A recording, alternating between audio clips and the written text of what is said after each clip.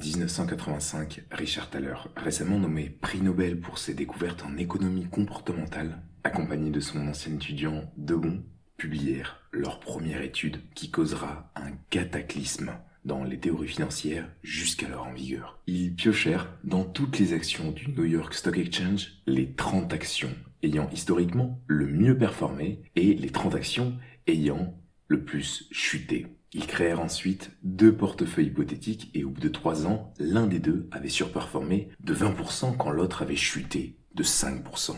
Contre toute attente, à une époque où la théorie de l'efficience du marché était reine, c'est le portefeuille composé des 30 actions ayant le moins bien performé qui surperforma de 25% son homologue. Ce phénomène s'appelle le biais de surréaction. Le connaître permet d'en tirer profit et il fait partie des 4 principaux biais psychologiques que nous allons étudier ensemble dans cette vidéo. Donc bonjour, c'est Rémi et aujourd'hui nous allons nous intéresser aux principaux concepts d'économie comportementale mis en lumière par le prix Nobel 2017 Richard Thaler pour surperformer le marché dans la période incertaine qui nous attend. Je suis aujourd'hui accrédité par l'autorité des marchés financiers dans le cadre de ma société de conseil en gestion de patrimoine. Cependant, cette vidéo ne représente en rien un conseil personnalisé en matière d'investissement ou de finance. Aussi, je vous annonce que je vais me mettre à produire des lives, donc pensez à vous abonner pour ne pas passer à côté, car je vous les annoncerai via des posts YouTube. Et après avoir introduit notre propos avec le biais de surréaction, nous allons étudier l'aversion à la perte, ainsi que le cadrage hédonique pour y remédier, l'effet Dunning-Kruger, puis l'effet de dotation développé par un autre prix Nobel. Notre but étant, motivé comme nous le sommes, de tirer profit des connaissances actuelles les plus poussées en matière d'économie comportementale plutôt que d'en subir les conséquences par ignorance. Maintenant, c'est vrai, la psychologie peut nous sembler bien loin de notre passion commune pour l'investissement, si vous êtes de ceux qui y suivent par le long terme, mais comme nous le dit Charlie Munger, l'associé de Warren Buffett, j'en suis venu à analyser les traits psychologiques qui conduisent à l'erreur de jugement presque contre mon gré. Je n'en voulais pas jusqu'à ce que je réalise qu'une telle attitude me coûtait beaucoup. Et motivé comme nous le sommes pour surperformer le marché, prenons les devants en ce qui concerne l'analyse de ces traits psychologiques en commençant par l'aversion à la perte. L'aversion à la perte se caractérise par un fait. Nos réactions vis-à-vis du gain et de la perte ne sont pas proportionnelles. Autrement dit, nous avons tendance à éprouver plus de douleur lorsque nous perdons que lorsque nous gagnons. Ce phénomène entraînant l'évolution des perspectives bien connues des négociateurs qui l'utilisent notamment lors d'ancrage. Il vous sera bien plus facile d'obtenir une augmentation de 2000 € par an en demandant 9500 € par an supplémentaires plutôt qu'en demandant directement les 2000 € par an souhaités. Mais Richard Thaler nous fait d'ailleurs la démonstration de cette évolution des références dans un contexte plus analogue pour nous autres investisseurs qui doit nous encourager à utiliser le cadrage hédonique pour éviter ces erreurs de perspective. Dans cette nouvelle expérience, il constitua 2 groupes qui mettront, là encore, en lumière un trait de caractère sur lequel nous nous devons de travailler pour s'assurer de ne pas en payer les frais. Chaque membre du premier groupe reçut tout d'abord 30 $. Ils eurent ensuite la possibilité de jouer à pile ou face pour soit gagner 9 $ de plus, soit rembourser 9 $ sur les 30 reçus. Résultat, 70% choisirent l'option numéro 1. Pour le second groupe, les choix furent différents, du moins en apparence. La première option fut celle de jouer à pile ou face pour empocher 39 $ en cas de succès et 21 $ en cas d'échec. Puis, la seconde option fut d'empocher directement 30 $. Et résultat, 57% choisirent l'option numéro 2. Cette valeur subjective que nous accordons à l'argent, qui dépend finalement beaucoup de la façon dont nous interprétons une situation et dont elle nous est présentée, peut donc nous porter préjudice dans nos investissements. Et le cas le plus fréquent en bourse, dans lequel bon nombre de débutants tombent, est celui des splits.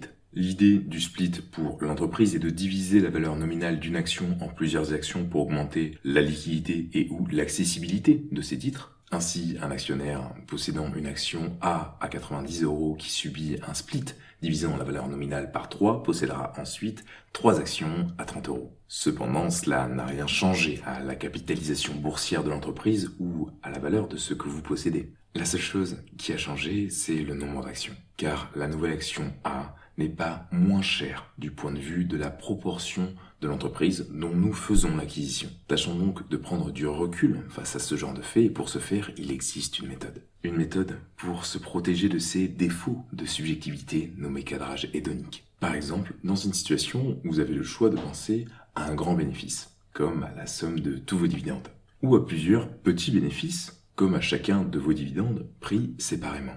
L'idée va être de maximiser la quantité d'unitaires positifs et donc de penser à chacun des dividendes reçus plutôt qu'à la totalité. Inversement, pour les situations où vous avez le choix de penser à une grande perte ou à plusieurs petites pertes, la situation d'une seule grande perte diminuera votre aversion à la perte. Une autre clé, qui est celle que je suis personnellement, proposée par Robert Hagstrom dans son œuvre Le portefeuille de Warren Buffett, pour se prémunir face à cela et qui est de plus historiquement la méthode d'investissement en bourse qui offre les meilleurs rendements, est d'être un investisseur dit focalisé. Un investisseur focalisé sur un portefeuille composé de moins de 15 actions avec un taux de rotation supérieur à 5 ans, soit une durée moyenne de possession supérieure à 5 ans pour chaque action. Bien que contre-intuitive, la diminution de notre taux de rotation diminue l'impact de nos émotions sur notre gestion en plus d'apporter une bien meilleure rentabilité. Dans une étude de Morningstar sur 3600 fonds que je vous mettrai en lien, les chercheurs montrent que les fonds avec un taux de rotation inférieur à 20%, soit une conservation moyenne supérieure à 5 ans, sont capables d'atteindre des rentabilités de 14% supérieures à celles de fonds au taux de rotation supérieur à 100%, soit d'une durée moyenne de détention inférieure à 1 an. Et maintenant que vous savez ça, en plus de tout ce que nous avons appris ensemble sur cette chaîne, vous pouvez donc vendre votre maison et tout miser en bourse pour en vivre. Sérieusement, Rémi, me direz-vous sûrement? Bien entendu, c'est ironique et le dernier point sur lequel notre prix Nobel d'économie comportementale nous alerte est justement celui de notre surconfiance en nous. Et la méthode essentielle à appliquer pour surmonter cette surconfiance est de continuer à apprendre encore et encore, car les connaissances humaines sont à l'échelle d'un homme aujourd'hui infini. Une image que j'aime me rappeler lorsque je commence à me sentir confiant dans un nouveau domaine d'études, qui est peut-être la bourse pour vous aujourd'hui, est celle de la courbe de Dunning-Kruger. Mis en lumière en décembre 1999 par les deux psychologues américains qui portent son nom. L'effet Dunning-Kruger nous démontre finalement les propos de Charles Darwin à propos de l'origine de l'homme. L'ignorance engendre plus fréquemment la confiance en soi que ne le fait la connaissance. Plus sérieusement, leur recherche nous montre qu'en observant une compétence présente en chacun de nous à des degrés divers, premièrement, on grimpe la montagne de l'ignorance où l'on croit que l'on sait. Deuxièmement, nous glissons dans la vallée de l'humilité où nous actons le fait que nous ne savons que peu de choses. Puis troisièmement, nous commençons une ascension lente et progressive vers la maîtrise d'un sujet que nous ne connaîtrons jamais intégralement. Continuons donc à faire croître nos connaissances pour faire croître notre patrimoine à long terme. Et si vous êtes de ceux qui spéculent, voici dans la même idée que celle de Dunning-Kruger une courbe représentative de l'évolution d'un spéculateur vers le statut d'investisseur selon son niveau de connaissance extrait de l'œuvre de Robert Hagstrom. Bref, comme le dit l'adage, il y a des investisseurs euphoriques, il y a de vieux investisseurs, mais je ne connais pas de vieux investisseurs euphoriques. Enfin, cet excès de confiance peut également nous conduire dans un dernier écueil dont je ne vous parle que peu, peut-être même pas assez d'ailleurs, qui est celui de ne pas savoir se défaire d'une de ces lignes perdantes parce que l'on surestime sa valeur à tort. Ce phénomène fut mis en lumière par un autre prix Nobel et collègue de Thaler, Daniel Kahneman, sous le nom de l'effet de dotation. L'idée est encore une fois que l'on a tendance à surestimer la valeur de ce que l'on possède et inversement. Voici donc un exemple résultant des travaux de Kahneman qui, encore une fois, se constitue de deux groupes. Chaque membre du groupe A s'est vu offrir une tasse de café suite à quoi on leur a demandé combien seraient-ils prêts à vendre leur tasse. Les sujets possédant la tasse refusèrent alors de la vendre pour moins de 5,25 $, alors que le second groupe, ne l'ayant jamais eu en main, n'était pas prêt à fournir plus de 2,75 $ pour l'obtenir. Ainsi, s'auto-persuader que le seul jour où vous vendrez vos actions Tesla correspondra à celui où cette action atteindra les 1 000 $ peut vous conduire à cet écueil. Celui de ne jamais vous en détacher alors que cette même somme allouée à une autre action pourrait prendre 20% par an. Savoir prendre ce genre de décision est à la fois crucial et difficile. Et pour ce faire, il est essentiel de se rappeler la racine latine du mot décision qui est caedo, signifiant littéralement couper, tuer. Sachons donc nous focaliser sur nos entreprises phares à long terme et couper nos lignes ne méritant plus l'apport de nos capitaux à leur capital.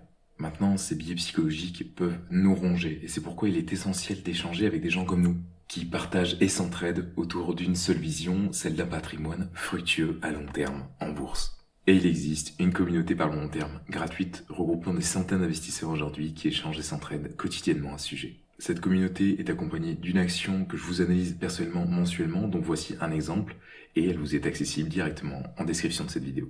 Maintenant, libre à vous de la rejoindre. Je vous souligne juste que l'action mensuelle change tous les mois comme son nom l'indique, et que vous êtes déjà passé à côté de celle du mois dernier si vous n'y êtes pas déjà. C'était Rémi, et je vous dis à très vite, en live, en vidéo, ou sur notre plateforme d'entraide gratuite.